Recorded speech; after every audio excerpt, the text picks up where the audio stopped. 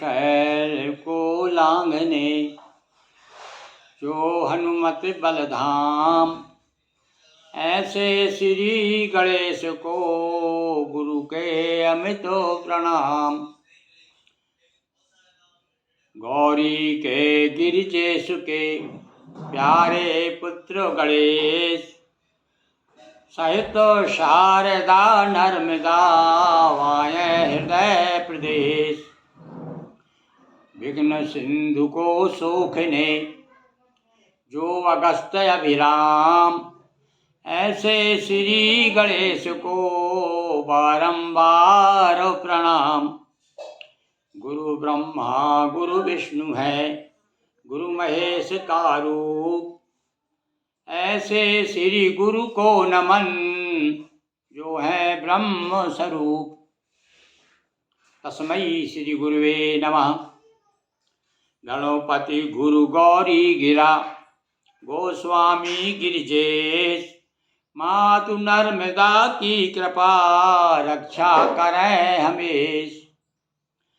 बंदो हनुमत भरत, भरत जी का नाम पहले आता है और आना भी चाहिए, पर भैया हम तो राम और लखन की जोड़ी है ना, इसलिए अब लखन जी को याद करते हैं।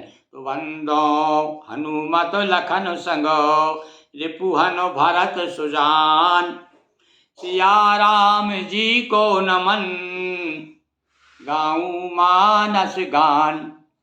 सिया राम जी को नमन, गाऊं हरि गुण गान। सियावर रामचंद्र की जय, पवन सुत हनुमान जी महाराज की जय। नर्मदा मैया जी की जय। नर्मदापुरम सुविख्यातम, रेवाया दक्षिणे तटे। सेवाश्रमेषु राजिता देवी नर्मदायै नमो नमः। मंगलम भगवती रेवा मंगलम मंगलप्रदा, मंगलम शैलस्य कन्या मंगलाये तनोसरी। बोलिए नर्मदा मैया जी की जय। हाँ भाई, वह राम कथा जिसके बारे में गोस्वामी जी कहते हैं कि शिव प्रिय में कल शैल सुतासी। वह राम कथा जो शिव जी को उतनी प्रिय है जितनी मेकल सुता यानी नर्मदा जी प्रिय हैं। तो ऐसे नर्मदा जी के सानिध्य में हम आपको राम कथा सुना रहे हैं।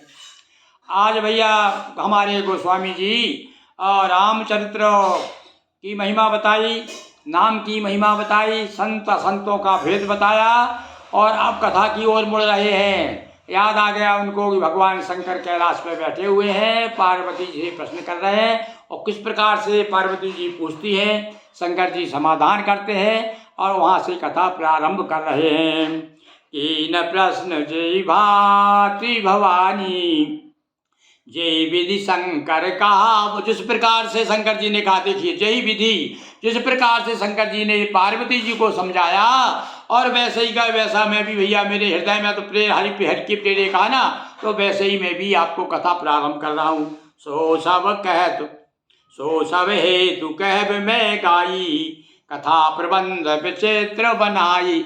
और भैया विचित्र कथा के रूप में प्रस्तुत कर रहा हूँ मैं। जो जो प्रेरणा भगवान की मुझे मिलेगी किस प्रकार से प्रबंध के रूप में, काव्य के रूप में इस कथा को मैं आबद्ध कर रहा हूँ, बांध रहा हूँ। ये कथा सुनी नहीं होई, जनिया चरज करे सुनी कोई। सुनी सोई जनिया चरज करे सुन सोई। वह आदमी आश्चर्य जरूर करेगा भाई जिसने पहले राम कथा नहीं सुनी। ऐसा क्यों कहना है नहीं सुनी? उस समय भाई स्थिति यही थी भाई, उस समय क्या था कि सब पूरा साहित्य संस्कृत में था, इसलिए जन जन तक सही सही राम कथा नहीं पहुंच पाती थी। इसलिए तुलसीदास जी कहते हैं कि भैया जिन्होंने इस कथा को नहीं सुनी है वो सुनकर आश्चर्य मत करना। अब मैं भाषा में बता रहा हूँ आपको और कहाँ कहाँ से मैंने दूर दूर के जो है दूर दूर से मतलब कहना चाहिए घटनाएं लेकर के, प्रसंग लेकर के और उनकी कथाएं ले लेकर के किस प्रकार से संयोजन किया है। ऐसा सुन करके आपको आश्चर्य होगा। क्यों हो सकता है आपने वाल्मीकि रामायण में सुना हो, अद्भुत रामायण में सुना हो, आपने काकभूषुंडी रामायण सुनी हो, हनुमान नाटक सुना हो, उसमें अलग अलग कथाएं हैं। जैसे अभी आप देखेंगे यहाँ पर कि भैया वाल्मीकि रामायण में तो परशुराम जी रास्ते में मिल गए थे जाते समय, जब बारात जा रही थी और भरत जी सब वगैरह सब राम जी की बारात जा रही थी।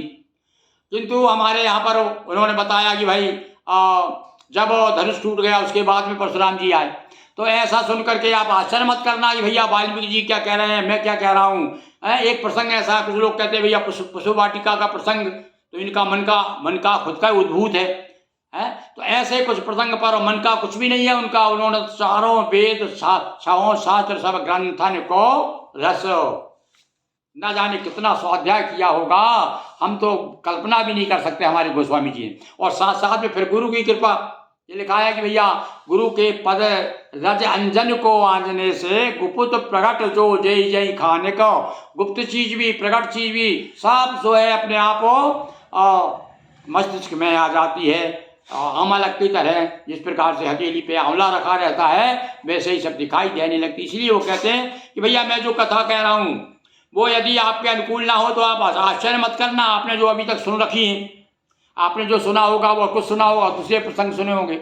मैं जो कथा कह रहा हूँ इसलिए अब आगे आखिरी में क्या कहते हैं, कथा अलौकिक सुनहि जे ज्ञानी और नहीं आचार्य जो करही यस जानी। हाँ भैया, आपको भैया श्रोताओं को सम्मान दिया है। अरे भैया आप तो वाकई में जो भगवान के प्रेमी है, कथा के प्रेमी है, वो तो जहाँ से कथा मिलती है वहाँ से कथा सुनेंगे और उसको आत्मसात करेंगे, हृदयंगम करेंगे।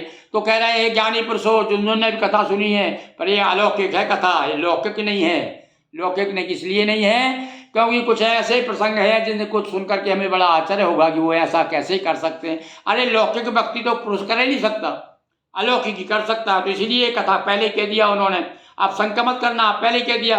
तो वही राम जी तो ऐसा उन्होंने ऐसे किया तो छिपके क्यों मारा भैया बाली को, तो ऐसा क्यों किया। तो ये क्या, ये लौकिक नहीं है, ये अलौकिक है। और राम कथा के मिति जग नाही, इसकी कोई संख्या नहीं है भाई राम कथा की। और कहाँ भारत में नहीं, पूरे संसार में कह रहे हैं, संसार की बात कर रहे हैं वो।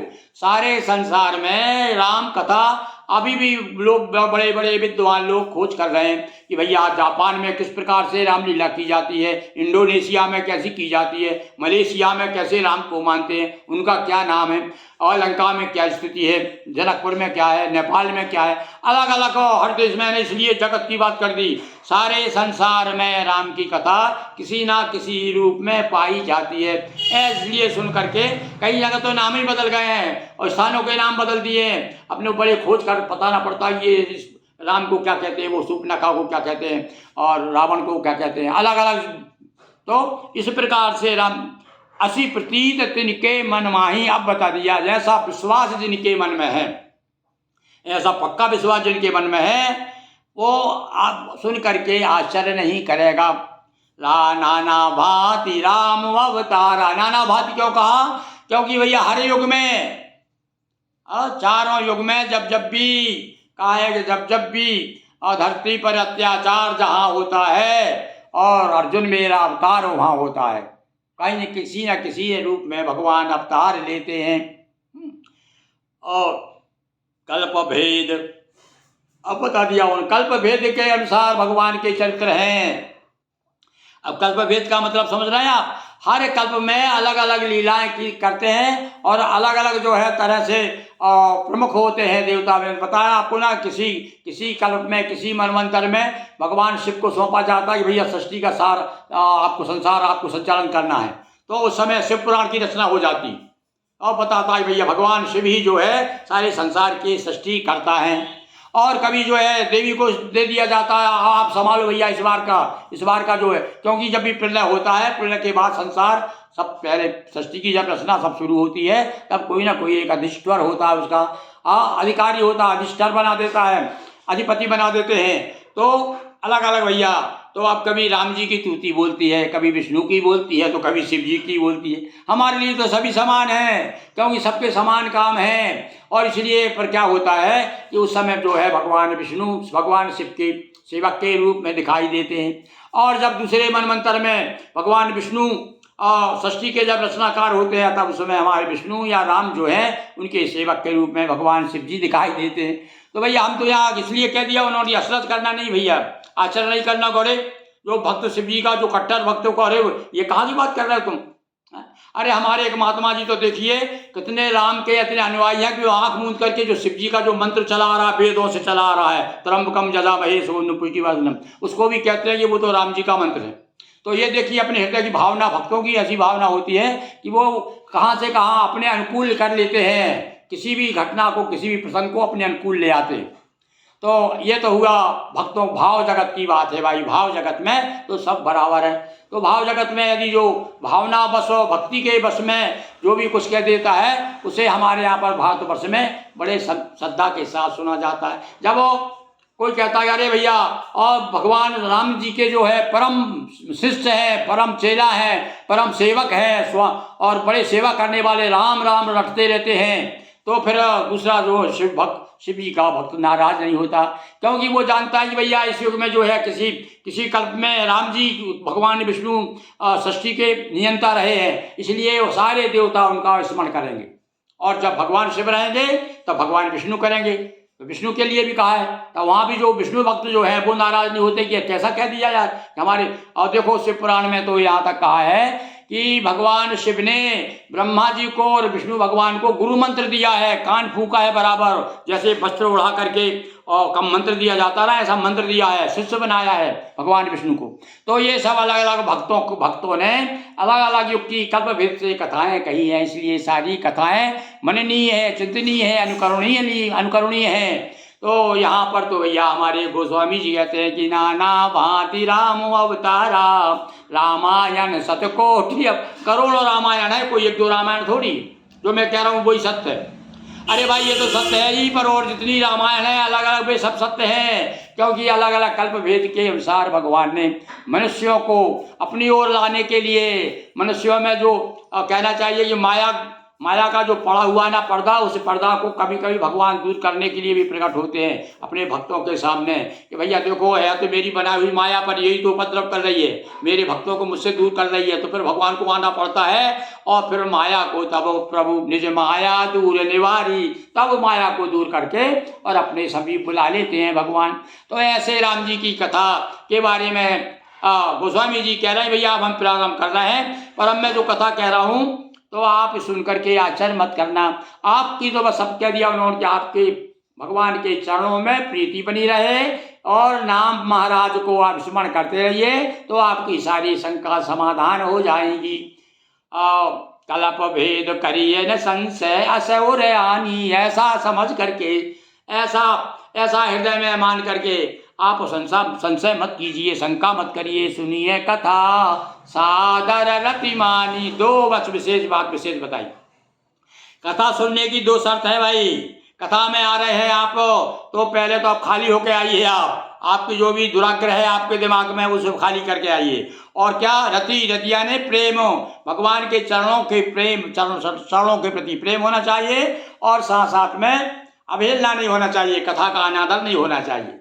हाँ जी, अभी तो हम जैसे अभी शुरू की रामायण तो और रामचरितमानस को प्रणाम किया, तो आदर के साथ में कथा का श्रवण कीजिए। और जो कथा सुना रहा है वो कितना ही अयोग्य है, पर उसके मुंह से राम का नाम निकल रहा है ना, तो यही में क्या है, रघुपति चरित्र उदारा। अब इसमें रघुपति का चरित्र है, वो फिर योग अयोग मत देखिए आप उसको। हम क्या किस भाषा में बात कर रहे हैं, आप कैसे कर रहे हैं, आप ये मत देखिए, आप तो ये देखिए कि भगवान का नाम का गुणानुवाद हो रहा है, आप हमारे सामने बैठे हैं और ये मानकर भगवान राम की कथा प्रारंभ होने जा रही है। तो राम अनंत गुण अमित कथा विस्तार। अब अनंत जो है तो उसकी कथा भी तो अनंत ही होना चाहिए ना भाई, है। अब तो लिखा है उन्होंने ये राम तो अनंत है, उनकी कथा का विस्तार भी अनंत है और उनके अनंत गुण हैं। गुणों की चर्चा की ना, अभी पूरे बता दिया राम जी के गुण कैसे कैसे हैं। कहाँ तो गौरव बन जाते हैं, कहाँ सांप बन जाते हैं, कहाँ मोर बन जाते हैं, कहाँ राम, सब कितने उदाहरण दिए अभी हमने आपको बताया। और बुद्धि चकरा रही होगी भैया आपकी सुन करके कि भैया हमने अभी तक तो रामायण कभी पढ़ते जरूर हैं, इसका जो है विद्वानों के लिए नहीं कह रहा हूँ मैं, ये सामान्य जनों के लिए, जो मैंने देखा है गांव में ऐसा कोई गांव नहीं है जहाँ रामायण नहीं होती, पर भैया अर्थ बहुत कम होता है, अर्थ की तरफ कोई नहीं जाता, शब्दों को कीचड़ मचाते रहते हैं, शब्दों से अर्थ की तरफ जाइए। रामायण में क्या है, गूढ़ अर्थ क्या है उसका, वो समझने का प्रयास करिए। तो इसलिए भैया हमने आपके सामने एक एक दोहा का अर्थ शब्दों के अनुसार करिए न संशय अस और आनी, ऐसा जान करके संशय मत करिए। सुनिए कथा सुनिए, साधारण आदर के साथ सुनिए, रति यानी प्रेम के साथ में भगवान के प्रति चरणों में अनुराग रखते हुए कथा सुनिए। तो ऐसी ही भगवान की कथा है। राम अनंत अनंत, अमित यानी बहुत, कथा विस्तार बड़ी, इतना विस्तार है कि भैया मैं तो तुलसीदास जी ने खुद कहा भैया कि मैं क्या कह सकता हूँ, मैं तो कवि न हूँ नहीं चतुर कहाऊँ, मति अनुसार राम गुण गाऊँ। मैं तो गुण गा रहा हूँ। तो वह अभी मांगे चलिए कि हम भी कोई कथा आता नहीं कह रहे हैं आपके सामने, हम तो उनके गुण गा रहे हैं, बस भगवान राम के गुण गा रहे हैं बस। सबसे बड़ा जो इसे जो कुछ आप मान लें। सुनया चरज न मानई जिनके विमल विचार। हाँ, और एक बात उन्होंने धीरे से संकेत कर दिया कि कम से कम जिनके विमल विचार हैं वे तो अचरज करेंगे ही नहीं, और जिनके विमल विचार नहीं होंगे वे क्या करेंगे? अब वे तो मानने वाले हैं क्या? उन्होंने पहले कह दिया कि खल परिहास हो ये तो मोरा, उसके बाद में भी दुष्ट लोग क्या मानेंगे? क्या क्यों नहीं मानेंगे? क्योंकि वो उनकी दृष्टि में तुलसी गोस्वामी जी कहते हैं इनके विमल विचार नहीं है, और वो तो हमेशा हंसेंगे ही, मजाक उड़ाएंगे, उपहास करेंगे या आश्चर्य करेंगे। इस प्रकार से भैया आज के दोहे में अब आगे तो आगे जा करके फिर बार बार फिर प्रणाम करते हुए और तुलसीदास जी जो है पहुंच जाएंगे कहाँ पर? वहाँ पहुँचेंगे अवधपुरी। नौमी भोमवार मधुमासा अवधपुरी अचत प्रकाशा। अचत का प्रकाश अब हम कल करेंगे। बोलिए सियावर रामचंद्र की जय, उमापति महादेव की जय, नर्मदा मातेश्वरी की जय। हर हर महादेव शंभो।